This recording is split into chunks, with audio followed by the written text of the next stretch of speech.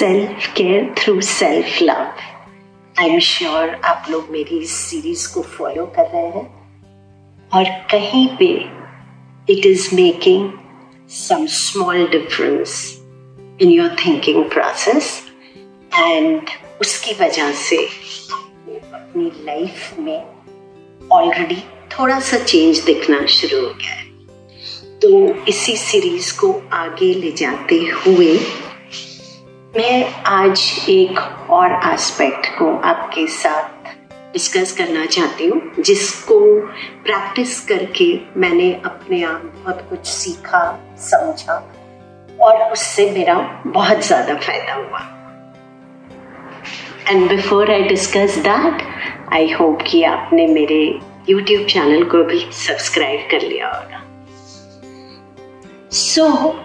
जब हमारी लाइफ में कोई चैलेंज आता है, कोई परेशानी आती है, कोई दिक्कत आती है, तो कई बार हमें ऐसा लगने लगता है कि उसकी वजह से हम जैसे अपने आप को बहुत कमज़ोर फील कर रहे हैं, या वो जो चैलेंज मेरी लाइफ में आ गया है वो मेरी कमज़ोरी की वजह से आ गया है, और इसलिए हमें लगता है कि मुझे इसकी बात किसी से नहीं करनी चाहिए, मुझे इसको शेयर नहीं करना चाहिए, क्योंकि अगर मैं इसको शेयर करती हूँ तो मुझे डर लगता है कि लोग मुझे जज करने लगेंगे, इवैल्यूएट करने लगेंगे। तो ये वाला जो चैलेंज है, चाहे वो किसी तरह का लॉस आपकी लाइफ में आ गया है, कोई डिजीज आपकी लाइफ में आ गई है, कोई ब्रेकअप हो गया है, कोई बहुत अच्छी रिलेशनशिप जो है बिल्कुल सडनली कोलैप्स कर गई है, कोई भी अगर ऐसी परेशानी आपकी लाइफ में आ गई है जिसको शेयर करने में आपको हिचक लग रही है, परेशानी लग रही है, तो एक चीज जरूर समझ लीजिए कि इस चैलेंज में एक बहुत बड़ी अपॉर्चुनिटी छिपी। लेकिन वो चैलेंज अपॉर्चुनिटी बनेगा कब? वो चैलेंज अपॉर्चुनिटी बनेगा तब जब उस चैलेंज को देखने का नजरिया आपका बदल जाएगा। तो उस नजरिए को बदलने के लिए एक बहुत इम्पोर्टेंट पर्सपेक्टिव जिसकी हम आज बात करेंगे, वो है अपनी प्रॉब्लम को किसी के साथ शेयर करना in a very very factual manner. मैं आपको अपनी लाइफ के इंसिडेंट से बताती हूँ। तो मैंने काफ़ी सारे अपने एपिसोड्स में अपने कैंसर की बात की है, और जब मुझे ये कैंसर डायग्नोज हुआ, मेरी सर्जरी हो गई, और सर्जरी होने के बाद यहाँ से एक ड्रेनेज पाइप मेरे अंदर लगा दिया डॉक्टर ने, जिसमें से ब्लड और पस उस बैग के अंदर, प्लास्टिक के बैग के अंदर जो बिल्कुल ट्रांसपेरेंट था, उसके अंदर कलेक्ट होता रहता था। तो ये सर्जरी मेरे लिए बहुत ज़्यादा परेशानी वाली थी। इसने मुझे एकदम अंदर से हिला दिया था, because it is called mastectomy, जिसमें आप you have to lose a breast because it had cancer. तो इसने मुझे बिल्कुल अंदर तक रैटल कर दिया था, और मैं इसके बारे में किसी से बात नहीं कर रही थी। मैंने किसी के साथ इस चीज़ को शेयर नहीं किया, क्योंकि मुझे ये अपनी कहीं पे ऐसा लग रहा था मैं अपनी कमजोरी को रिफ्लेक्ट करूंगी इसके थ्रू। तो करीब 4 दिन हुए होंगे सर्जरी के बाद, और मैं घर में थी, और मुझे सडनली लगा कि नहीं, मुझे बाहर जाना चाहिए, और वो ड्रेनेज बैग लगा के मैंने कार से मैं अपनी एक बुक स्टोर में गई, और बुक स्टोर में जाके मैं बुक्स देखने लगी। थोड़े समय के लिए अपनी सर्जरी, अपने कैंसर के एक्सपीरियंस को, सारी चीज़ों को भूल गई, और यहाँ पे ऊपर में शेल्फ में एक बुक रखी हुई थी। तो जब मैंने उसको उठाने की ऐसी कोशिश की, तो ये जो पूरा पाइप था यहाँ से, जो बाहर ऐसे करके मेरे ड्रेनेज बैग में आता था, वो एक्सपोज हो गया और पीछे से एक करीब 17-18 साल का लड़का आया और उसने बोला कि ma'am there is blood here. और मैंने उसकी तरफ देखा तो एकदम वो इतना घबराया हुआ लग रहा था उस खून और उस पस को देख के। और उसने पूछा कि आप बैठना चाहोगे? तो आई सेड यस।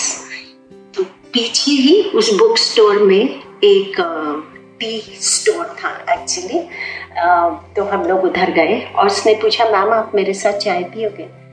तो आई सेड यस, जो बड़ा अलग सी बात थी, आप स्ट्रेंजर्स के साथ इस तरह से चाय पीने नहीं बैठ जाते हो। और मैं उसके साथ चाय पीने बैठ गई और उसने मेरे से पूछा कि आपको ये क्या हो गया है? तो आई सेड मुझे कैंसर हो गया है और उसकी सर्जरी हुई है, उसकी वजह से ये ड्रेनेज बैग लगा हुआ है। तो कहता है कि लेकिन आप बहुत परेशान दिख रहे हो, गुस्से में दिख रहे हो, तो किसके ऊपर गुस्सा आ रहा है?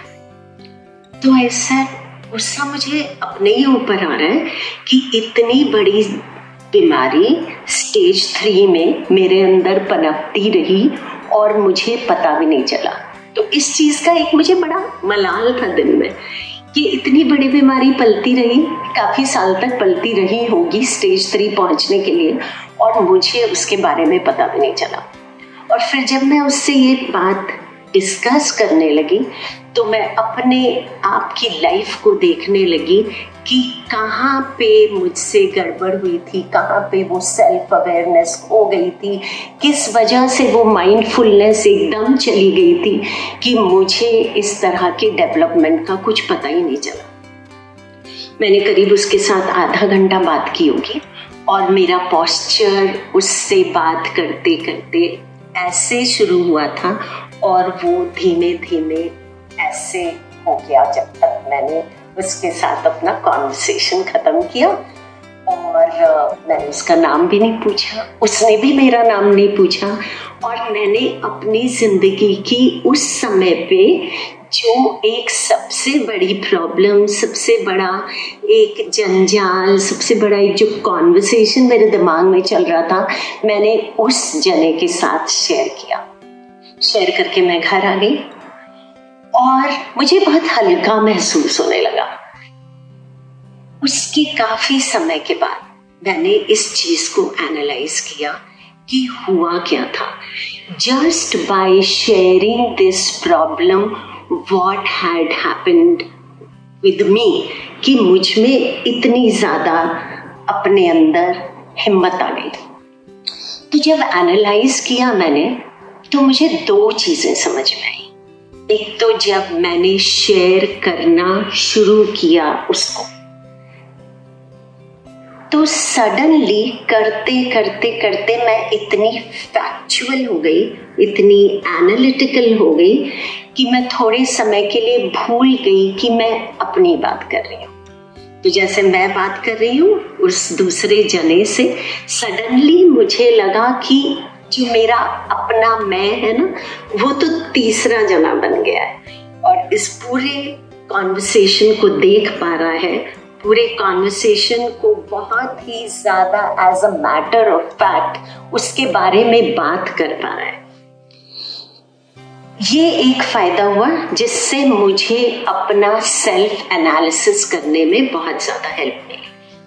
और दूसरी चीज ये हुई कि सडनली ये फील होने लगा कि मेरे अंदर इतनी हिम्मत है, मेरे अंदर इतना करेज है कि मैं अपने इस तरह के लॉस को, जो इतना पर्सनल है, इतना प्राइवेट है, जो बीमारी जिसके बारे में अक्सर लोग बात नहीं करते, काफी समय तक बात नहीं करते और इस बीमारी को झेलते रहते हैं, मुझ में इतनी हिम्मत है कि मैं उसके बारे में किसी और से बात कर सकूं। और ये जो एक फीलिंग थी, सडनली इसने मुझे अपने आप में बहुत सेल्फ कॉन्फिडेंट कर दिया। और ये दो चीजें होने की वजह से, एक तो एनालिसिस और एक ये जो सेल्फ कॉन्फिडेंस की feeling I just by sharing, मतलब मैंने कुछ नहीं किया उसके अंदर, just by sharing it with another person, मतलब वो मेरे लिए मैचलेस थी। और मुझे आज फील होता है कि वो जो अनुभव था जिसने मुझे सडनली इस प्लेटफॉर्म से इस प्लेटफॉर्म पे ला दिया और इस बीमारी से लड़ने की जो मेरे अंदर ताकत थी उसको आई थिंक 100 गुना बढ़ा दिया। तो तब से मैं इस बात को हमेशा ध्यान में रखती हूँ कि जब कोई प्रॉब्लम आई, जब कोई चैलेंज आया, जब कोई दुख आया, जिसको शेयर करने में मुझे थोड़ी सी भी हिचकिचाहट लगे, इसका मतलब इसके अंदर एक बहुत अपॉर्चुनिटी है, इसके अंदर एक बहुत बड़ा मौका छुपा हुआ है। खाली बस मुझे अपने अंदर वो ताकत पैदा करनी है कि मैं इसको शेयर कर सकूं और शेयर किसी के साथ भी कर सकूं।